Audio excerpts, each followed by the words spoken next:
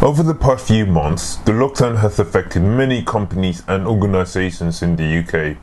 Many people are worried about whether their jobs will survive because of this global crisis, especially those who are disabled and work within the creative arts. It's a challenging time for them, and they're trying to seek information as well as support from the government. So they have created a movement called WeShallNotBeRemoved, which is a group of disabled artists and organisations working together to get their voices heard and to bring their issues to the attention of the government. I spoke to some people who are part of the movement, asked them why have they joined it and what they're hoping to achieve from it.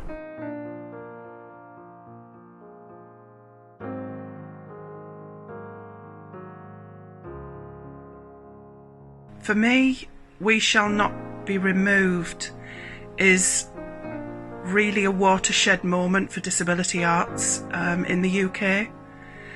We have come together from the 4 nations of the UK and in a very short period of time from what was initially, I think, a conversation between 3, maybe 4, 5 people has grown organically into a membership of about 500 people now. In my eyes, it's about just maintaining our place in society. We want to make it clear we're here to stay because we are a force. We're an important part of society, really.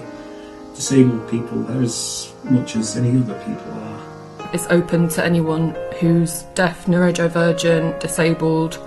That's individual creative practitioners as well as disability-led organisations. I joined this movement because I do see it as a moment of change, a possibility for all sorts of change within disability arts and also wider arts and culture. It's a really bizarre time and there are some huge opportunities which really shouldn't be missed. I've wanted to collaborate with people more for quite some time because it just seems like the logical thing to do. Coming together in a bigger group, in a national group, I think it'll gain us more power as such. We need to, combine our voices to really get ourselves heard. So We Shall Not Be Removed has 2 key aims. One is to ensure a sustainable future for disability and inclusive arts in the UK throughout and after the pandemic. Second is to amplify the voices of deaf, neurodivergent and disabled creative practitioners and disability arts organisations at a time of crisis for the arts and for disabled people. On June the 17th, we had a campaign day which was suggested by the amazing musician John Kelly, and it was a day of social media action whereby we flooded social media with images, with videos, with songs, with the amazing rich textures of art made by disabled people. It was really wonderful to see so many disabled artists' work just being shared on Twitter, and I was like just refreshing the page on Twitter constantly because I was like, oh my god, we're at number 4 trending in the UK, oh my god it's number 3, oh my god it's number 2. That was so exciting because obviously we want our voices to be heard in the mainstream and to be included in mainstream arts, included in mainstream discussions of how the arts industry is going to survive. Disability artists are always looking to get a message across. They've got the loudest voices of anyone, really, and by starting this group I believe it started something special, something that sounded special to me, and I'd love to see rolling as a force for as long as possible. And at the same time, we were demanding space. We were demanding acknowledgement, respect and value for what we do and what we contribute. And to raise awareness at a time that key decisions are being made in government around the arts, about art and culture. Because everyone deserves a voice. Everyone deserves a voice, everyone's got something to say. And disabled people have got so much to contribute to the entertainment profession. If you think about people like Ray Charles and Stevie Wonder, for example, and it's criminal that we should steal anyone's voice.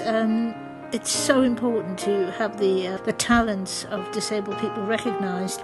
You're not even a second thought to a lot of people's social organising, political organising. working, anything like that. And it's very easy to feel invisible when you've just been stuck inside for so long. You're not involved in anything that's going on. Very aware that very few disabled voices are represented, which is so disappointing.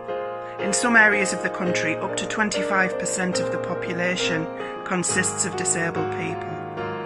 And so really we do need more representation. The fact that really we need to make some demands about being included in the discussions about the arts going forward, so that we can make our place and make our case. We deserve to be at those tables. Do you know what I think the next step is? I think there should be a virtual We Shall Not Be Removed festival. Because we all posted our videos of our artwork and our singing and our acting and our creative work on the 17th of June. Now I think we should maybe just organise a 2-hour festival of entertainment from the rich diversity of disabled talent out there. It's not something that was set up and has finished. It's ever evolving. And so yeah, the members are the leaders. We're very lucky that some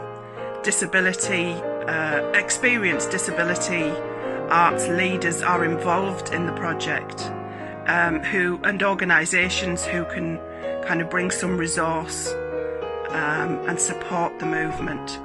But none of us want to be the leaders of it.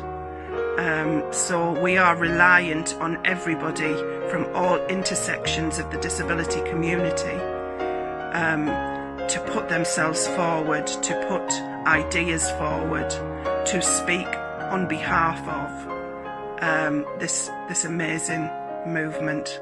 So it's a brilliant opportunity for democracy, for a democracy that is led by disabled people, that involves disabled people at every level, and that those disabled people demand democracy of the United Kingdom.